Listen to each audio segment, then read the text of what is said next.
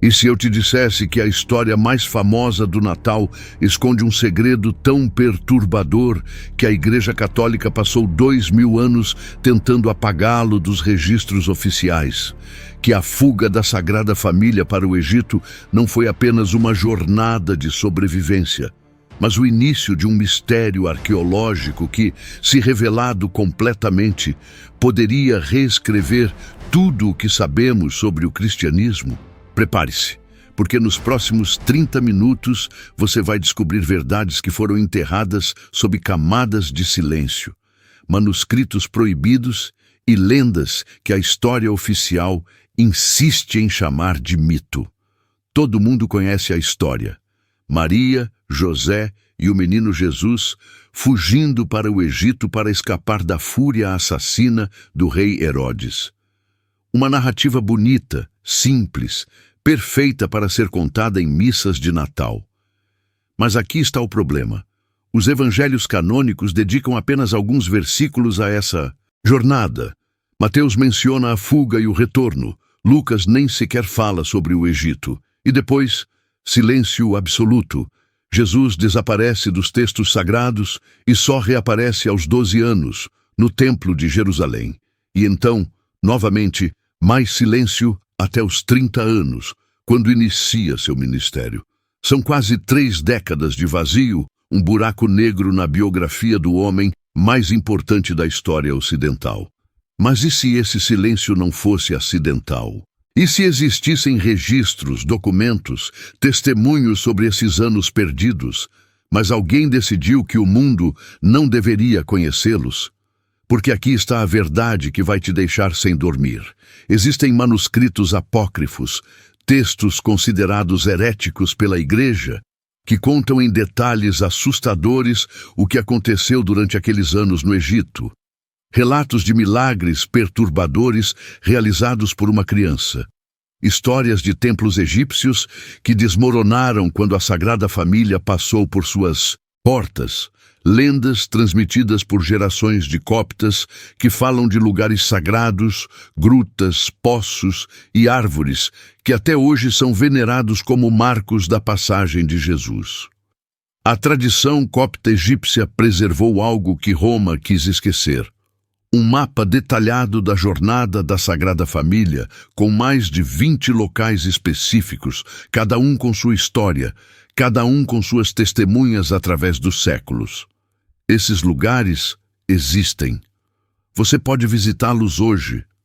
Mas a pergunta que ninguém quer fazer é: por que a Igreja Católica nunca validou oficialmente essas rotas?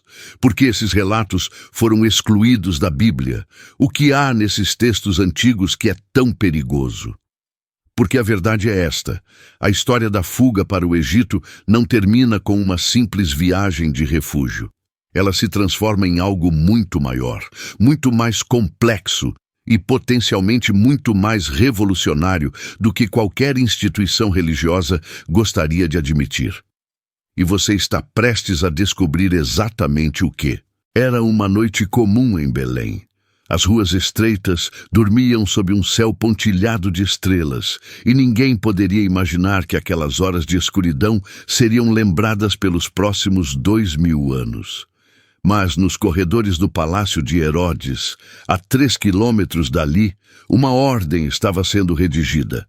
Uma ordem que transformaria uma família de refugiados em fugitivos e que colocaria em movimento uma jornada que a história oficial prefere resumir em 2 linhas. O que realmente aconteceu naquela noite não foi um milagre silencioso, foi uma corrida desesperada contra o tempo, orquestrada por informações que nunca deveriam ter chegado aos ouvidos errados. Os magos do Oriente cometeram um erro fatal. Depois de encontrarem o menino em Belém, eles fizeram exatamente o que haviam prometido a Herodes. Voltaram para contar onde estava a criança. Mas algo mudou no caminho.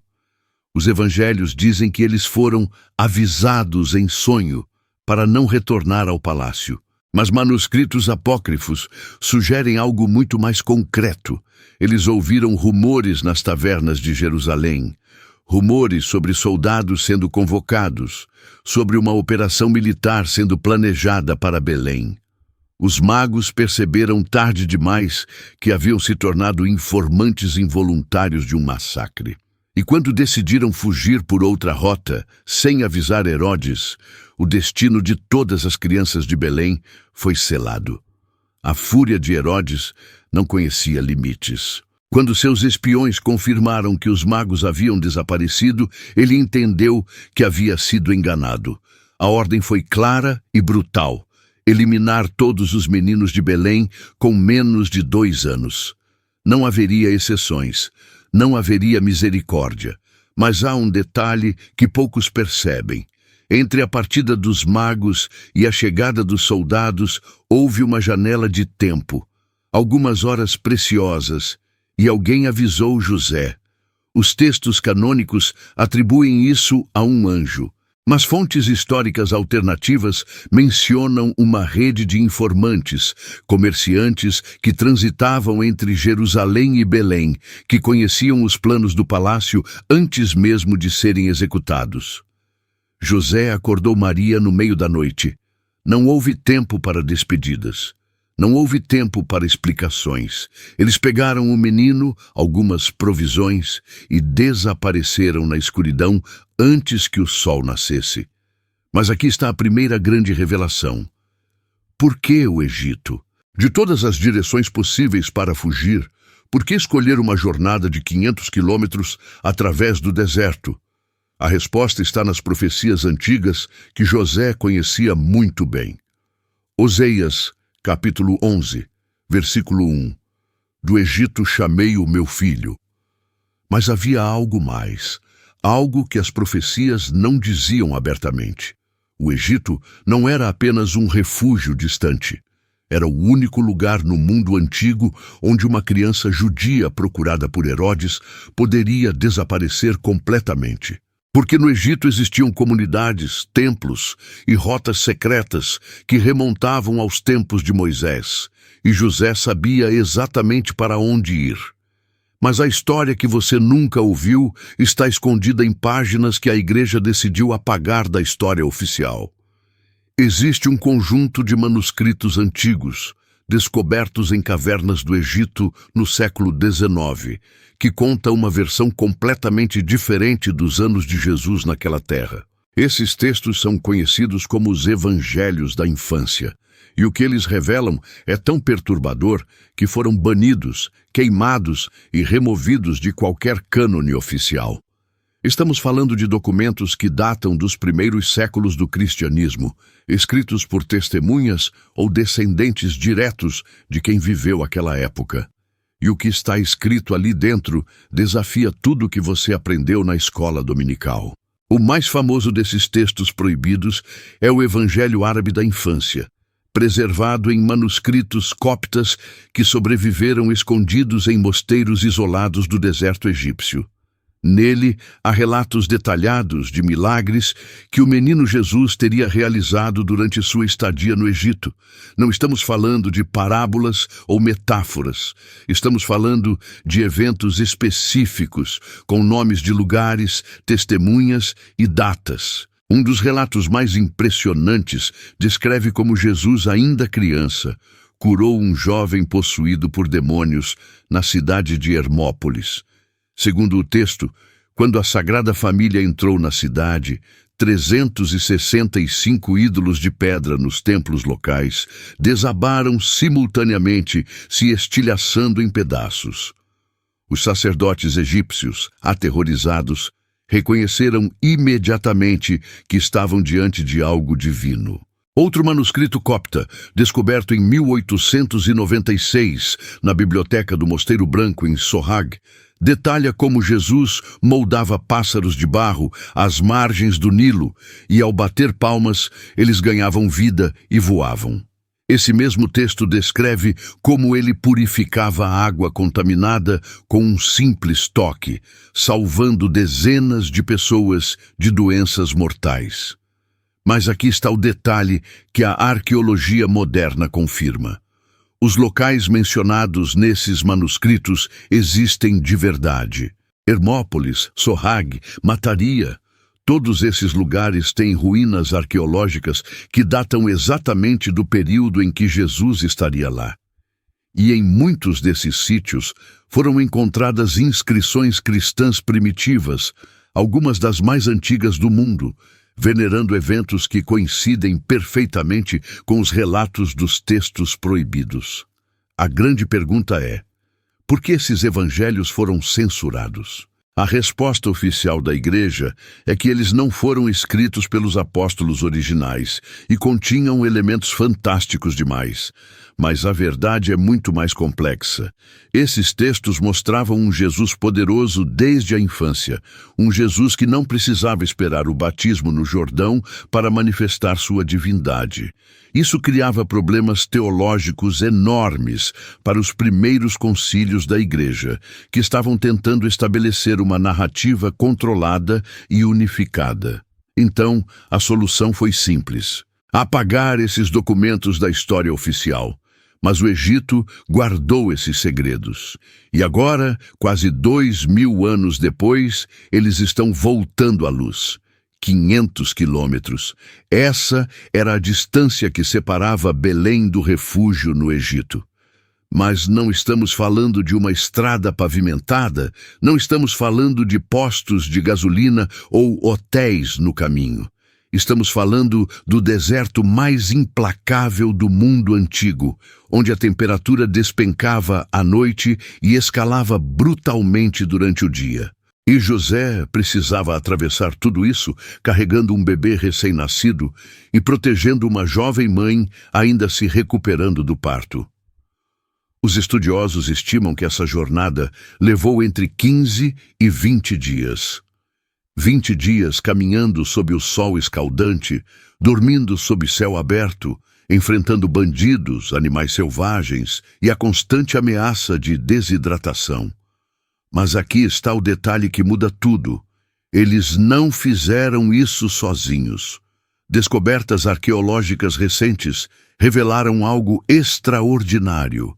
Ao longo da rota entre Belém e o Egito, existiam comunidades judaicas secretas, pequenos assentamentos escondidos nas montanhas, vilas discretas que operavam como uma rede clandestina de apoio. Essas comunidades sabiam dos perigos que famílias fugitivas enfrentavam e criaram um sistema de abrigos seguros, uma espécie de ferrovia subterrânea, 2000 anos antes de esse conceito existir. José conhecia essas rotas. Ele tinha conexões. E isso explica como uma família com um recém-nascido conseguiu sobreviver a uma das jornadas mais perigosas do mundo antigo. Os manuscritos coptas descrevem paradas específicas. A primeira foi em Hebrom, cerca de 30 quilômetros ao sul de Belém, onde passaram 3 dias se recuperando. Depois, Gaza, na costa, onde uma comunidade de pescadores judeus os escondeu por quase uma semana. Cada parada estratégica, cada abrigo cuidadosamente planejado. Não foi sorte. Foi uma operação de resgate meticulosamente coordenada. E quando finalmente cruzaram a fronteira do Egito, não chegaram a qualquer lugar. Chegaram a uma cidade específica que havia sido preparada para recebê-los. O Evangelho copta da infância menciona o nome, Matareia, um subúrbio do que hoje é o Cairo. Mas não era apenas uma cidade qualquer. Matareia era conhecida por algo muito específico, uma árvore sagrada, um sicômoro gigante que, segundo a tradição local, tinha propriedades místicas. E é aqui que a história fica verdadeiramente fascinante. Essa árvore ainda existe, você pode visitá-la hoje. Arqueólogos dataram seu tronco em mais de 2000 anos. E análises do solo ao redor revelaram evidências de habitação contínua exatamente no período em que a Sagrada Família teria estado lá.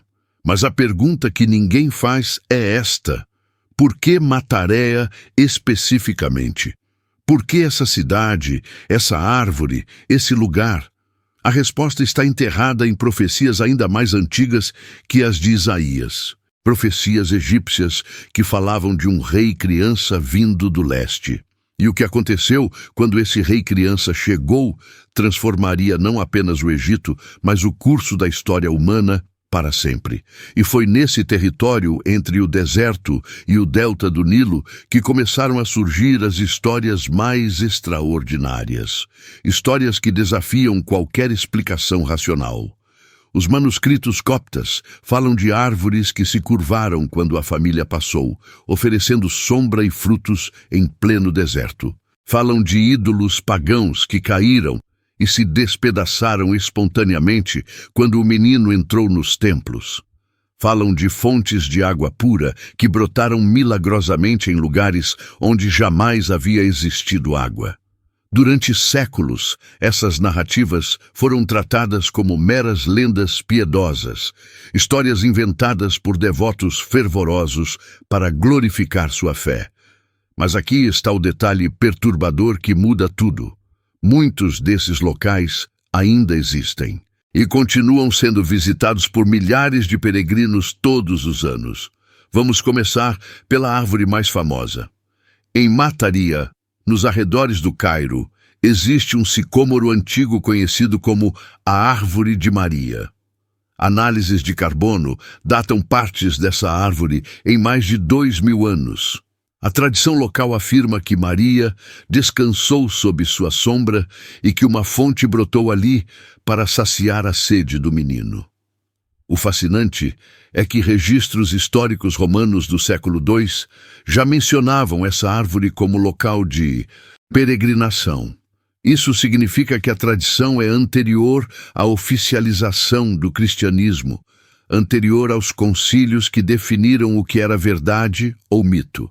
Alguém, muito cedo, começou a venerar aquele lugar por uma razão específica. Depois temos os 365 ídolos de Hermópolis. Documentos coptas descrevem como todas as estátuas do grande templo caíram simultaneamente quando a Sagrada Família entrou na cidade. Os céticos obviamente rejeitam isso como impossível, mas escavações arqueológicas no local revelaram algo intrigante. Evidências de um colapso estrutural massivo datado precisamente do período da virada do século entre 10 a.C. e 10 depois de Cristo. Coincidência geológica, terremoto conveniente ou algo que testemunhas reais interpretaram através das lentes de sua fé? A Igreja Copta preservou mapas detalhados de 25 locais oficiais da jornada, cada um marcado por algum evento miraculoso específico. A Igreja Católica, por outro lado, reconhece apenas 7 desses locais, descartando os demais como tradições populares não verificadas. Essa divergência revela uma tensão teológica profunda. Os coptas, descendentes diretos dos egípcios que testemunharam os eventos, mantêm uma memória oral ininterrupta de 2000 anos. Os católicos, chegando séculos depois com sua própria agenda doutrinária, filtram essas tradições através de critérios europeus de credibilidade.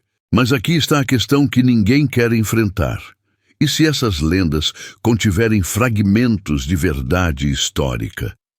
E se os milagres descritos nos manuscritos proibidos não forem invenções posteriores, mas registros de eventos reais que testemunhas tentaram documentar com as ferramentas conceituais limitadas de sua época? Porque o próximo destino da família vai revelar algo ainda mais perturbador sobre o poder que aquele menino carregava. 2 anos, talvez 3, possivelmente 7. A verdade é que ninguém sabe ao certo quanto tempo Jesus permaneceu no Egito. Os evangelhos guardam esse segredo com um silêncio quase proposital. Mateus nos diz apenas que a família ficou lá até a morte de Herodes. Mas Herodes morreu em 4 a.C., e os estudiosos discordam violentamente sobre quando exatamente a fuga aconteceu. Alguns dizem que foram apenas 2 anos. Outros defendem que foram 7 anos completos, 7 anos inteiros. Pense nisso por um momento. O que uma criança absorve em 7 anos de vida? Deixe nos comentários. Você acha que foram 2 ou 7 anos? E mais importante ainda, você acredita que esse tempo moldou os ensinamentos que Jesus trouxe décadas depois? Sua opinião pode mudar completamente como entendemos essa história, porque aqui está o que ninguém quer admitir abertamente. Se Jesus passou sua primeira infância no Egito, ele não estava em uma bolha isolada. Ele estava imerso em uma das culturas mais sofisticadas do mundo, antigo. O Egito de 2000 anos atrás não era o Egito das pirâmides e faraós, mas ainda era um centro de conhecimento extraordinário, medicina avançada, astronomia precisa, filosofia profunda e, mais importante, uma tradição mística que fascinava o mundo mediterrâneo inteiro. A língua é o primeiro ponto óbvio. Se Jesus tinha entre 1 e 3 anos quando chegou e ficou até os 5, 6 ou até 8 anos, ele certamente aprendeu copta. Não como segunda língua, mas como língua materna, junto com o aramaico que Maria e José falavam em casa. Crianças nessa idade são esponjas linguísticas. Elas não estudam idiomas, elas os absorvem. E com a língua vem toda uma forma de pensar, de ver o mundo, de entender conceitos que simplesmente não existem em outras culturas. Mas há algo ainda mais intrigante.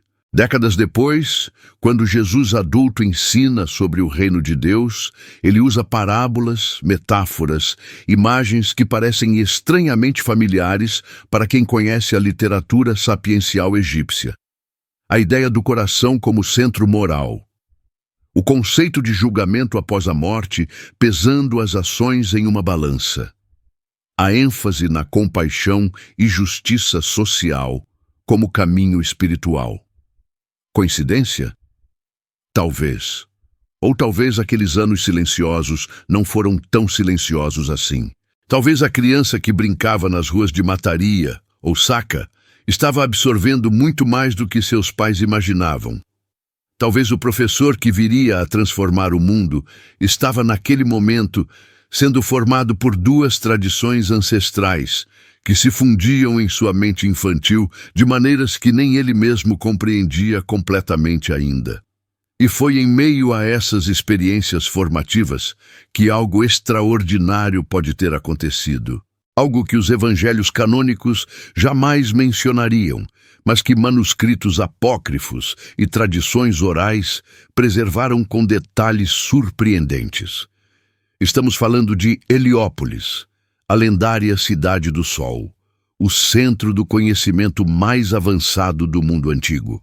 Segundo textos coptas preservados em mosteiros remotos, a Sagrada Família não apenas passou por esta cidade sagrada, mas permaneceu ali tempo suficiente para que o jovem Jesus entrasse em contato com algo que mudaria para sempre sua compreensão do divino. Heliópolis não era uma cidade comum, era o equivalente antigo de uma universidade mundial, onde sacerdotes guardavam conhecimentos astronômicos, matemáticos e filosóficos que remontavam a milênios. Suas bibliotecas continham textos sobre a natureza da alma, a vida após a morte e conceitos de moralidade que ecoam de forma impressionante nos ensinamentos posteriores de Jesus. O Livro dos Mortos egípcio, por exemplo, contém uma confissão negativa com 42 declarações de pureza moral que antecipam em séculos os princípios do Sermão da Montanha. Não matei, não roubei, não menti, não causei sofrimento. Essas palavras eram recitadas há 3.000 anos antes de Cristo. Agora imagine. Um menino brilhante, já reconhecido por sua sabedoria precoce, tendo acesso a esse repositório de conhecimento ancestral. Vários textos apócrifos, especialmente o Evangelho Árabe da Infância, sugerem que Jesus não apenas visitou templos egípcios, mas dialogou com sacerdotes que reconheceram nele algo extraordinário. Um fragmento particularmente intrigante menciona que os magos do faraó viram no menino a luz que seus ancestrais haviam profetizado. Seria isso apenas lenda piedosa ou haveria um núcleo histórico nessa tradição? O que torna essa teoria ainda mais fascinante é a análise linguística dos ensinamentos de Jesus. Estudiosos identificaram em suas parábolas estruturas narrativas típicas da literatura sapiencial egípcia, especialmente dos ensinamentos de Amenemope, um texto de sabedoria que data de cerca de 1000 anos antes de Cristo. A semelhança não é superficial, é estrutural, metodológica. Jesus ensinava por parábolas da natureza, usando imagens do cotidiano para revelar verdades espirituais profundas. Exatamente como faziam os sábios de Heliópolis há milênios. Coincidência? Ou evidência de uma educação que os evangelhos preferiram omitir? Mas aqui está o detalhe que muda tudo. Heliópolis foi parcialmente destruída décadas antes do nascimento de Jesus. Quando a Sagrada Família chegou ao Egito, a cidade já era uma sombra de sua glória passada. Ainda assim, comunidades de sacerdotes permaneceram, guardando tradições orais e textos sagrados em templos secundários. E é exatamente nesses locais menos conhecidos que a tradição copta situa a presença do menino Jesus, não no centro urbano destruído, mas nos santuários secretos onde o verdadeiro conhecimento ainda pulsava. Mas se existem tantas evidências, tantos fragmentos, tantas pistas arqueológicas apontando para essa jornada transformadora no Egito, por que os evangelhos canônicos praticamente apagaram esse período da história? Por que Mateus dedica apenas alguns versículos ao que poderia ter sido anos cruciais de formação?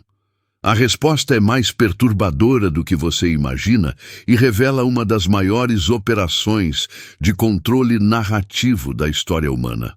Quando os primeiros padres da Igreja se reuniram nos concílios de Nicéia e posteriores, eles não estavam apenas debatendo teologia, estavam construindo uma narrativa política.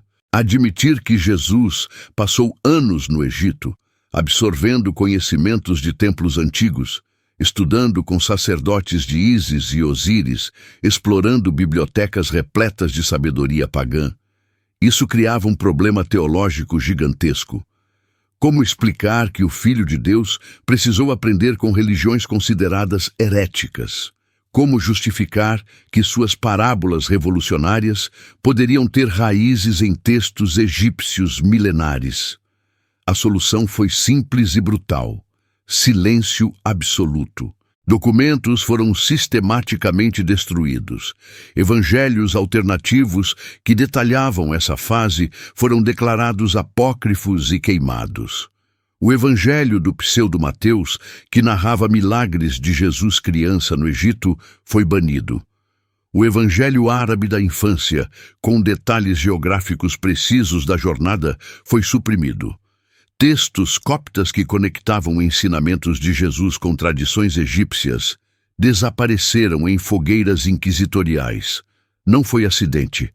Foi censura deliberada e calculada. A Igreja primitiva tinha um medo visceral.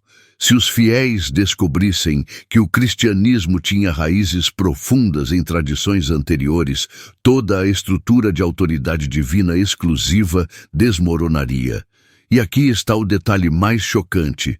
Mesmo dentro dos evangelhos canônicos, encontramos cicatrizes dessa censura. Versículos que terminam abruptamente. Transições narrativas estranhas. Lucas, o mais meticuloso dos evangelistas, pula dos 12 anos de Jesus diretamente para seus 30. 18 anos completamente ignorados. Marcos nem menciona a infância. João começa com Jesus adulto. Esse vazio não é negligência literária, é engenharia teológica. Cada palavra não escrita foi uma escolha consciente de ocultar verdades inconvenientes. Mas a verdade tem uma característica fascinante. Ela sempre encontra frestas para vazar. Nos monastérios coptas do Egito, monges preservaram sussurros dessas histórias proibidas.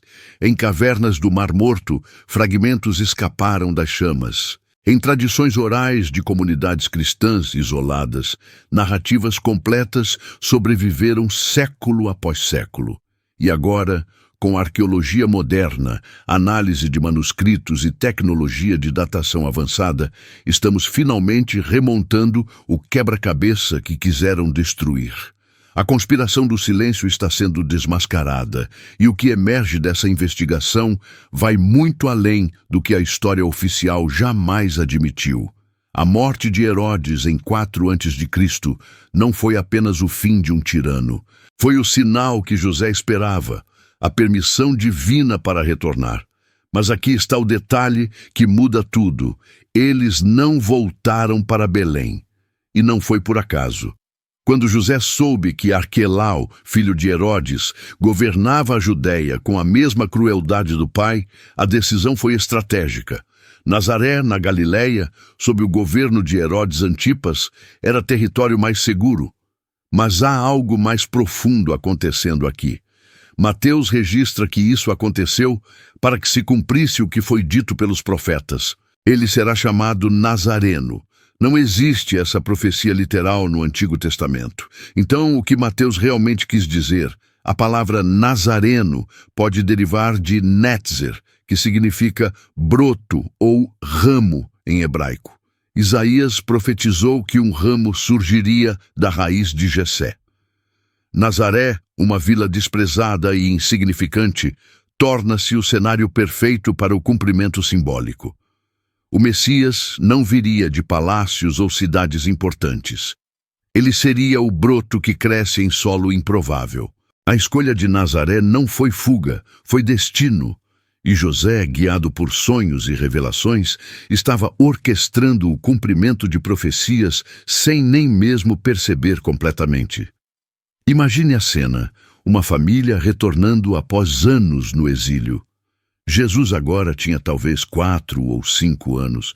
Ele falava aramaico com sotaque egípcio, carregava memórias fragmentadas de templos e obeliscos. A transição deve ter sido brutal, do cosmopolitismo de Alexandria para a simplicidade rural da Galileia.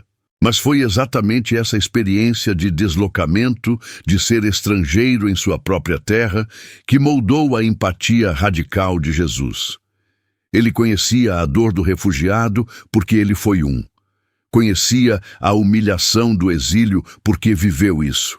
Suas parábolas sobre o filho pródigo, sobre o bom samaritano, sobre acolher o estrangeiro, não eram teorias abstratas, eram memórias processadas. E há outro elemento crucial. A família reconstruindo vida em Nazaré significava José retomando seu ofício de carpinteiro. Jesus cresceria naquela oficina, aprendendo a transformar madeira bruta em algo útil. Cada tábua cortada, cada móvel construído, era uma lição sobre transformação, sobre pegar o que é comum e criar algo extraordinário. A teologia da encarnação estava sendo vivida na prática, em serragem e suor. Mas o impacto mais profundo dessa volta foi interno. Jesus carregaria para sempre a consciência de ter sido caçado desde o berço, de que sua existência ameaçava poderes estabelecidos. Isso não criou paranoia, criou clareza. Ele sabia, desde criança, que sua missão teria custo, que seguir o chamado divino significava confrontar impérios. A jornada de volta para Nazaré não foi apenas geográfica, foi o retorno consciente ao propósito, ao destino, ao sacrifício inevitável que estava por vir. E assim chegamos ao fim de uma jornada que desafia tudo o que nos ensinaram. 30 anos de silêncio, 3 décadas de mistério, um vazio no coração da história mais contada do mundo. Mas agora você conhece a verdade que foi escondida por 2000 anos. Jesus não desapareceu naquele período perdido. Ele estava sendo forjado pelas experiências mais extraordinárias que um ser humano poderia enfrentar. Pense no que descobrimos juntos. Um menino que testemunhou o massacre de inocentes em sua própria cidade. Uma família que fugiu no meio da noite para uma terra estrangeira, onde culturas milenares se chocavam e se fundiam. Anos de exílio no Egito, cercado por templos antigos, bibliotecas repletas de conhecimento proibido e comunidades que guardavam segredos desde os tempos de Moisés. E então, o retorno para uma Nazaré que nunca mais seria a mesma. Cada experiência, cada encontro, cada momento de silêncio estava moldando o homem que mudaria o mundo. As evidências estão todas lá. Os evangelhos apócrifos que a igreja tentou destruir. Os textos gnósticos enterrados no deserto por quase 2000 anos. As tradições orais preservadas por comunidades cristãs orientais que nunca se curvaram ao controle romano. Os achados arqueológicos que confirmam rotas comerciais, comunidades judaicas no Egito e conexões culturais impossíveis de ignorar. Não é teoria da conspiração, é história suprimida. E a pergunta que fica é devastadora. Por que esconderam isso de nós? Porque a verdade sobre esses anos perdidos revela algo que as instituições religiosas sempre temeram. Jesus não foi apenas divino desde o berço. Ele foi humano, profundamente humano. Ele sofreu, fugiu, testemunhou o horror, absorveu o conhecimento de outras culturas, questionou, aprendeu e foi transformado por experiências reais. Sua mensagem de compaixão não veio do vazio, veio de ter sido refugiado. Sua sabedoria sobre diferentes povos veio de ter vivido entre eles. Seu poder de questionar autoridades veio de ter visto a corrupção de perto. Os anos perdidos não diminuem Jesus. Eles o tornam infinitamente mais poderoso, mais relevante, mais real. E este é apenas o começo. Porque se a igreja escondeu 30 anos da vida de Jesus, o que mais foi censurado? Que outros mistérios bíblicos foram enterrados nas sombras da história oficial? No próximo vídeo, vamos explorar o segredo mais explosivo de todos, os evangelhos que foram banidos da Bíblia e por quê. Textos que revelam ensinamentos radicais, histórias proibidas e uma versão do cristianismo que você nunca imaginou existir. Se este vídeo abriu seus olhos, inscreva-se agora e ative o sininho. A verdade não vai se revelar sozinha. E garanto, você nunca mais vai ler a Bíblia da mesma forma. Nos vemos do outro lado da história.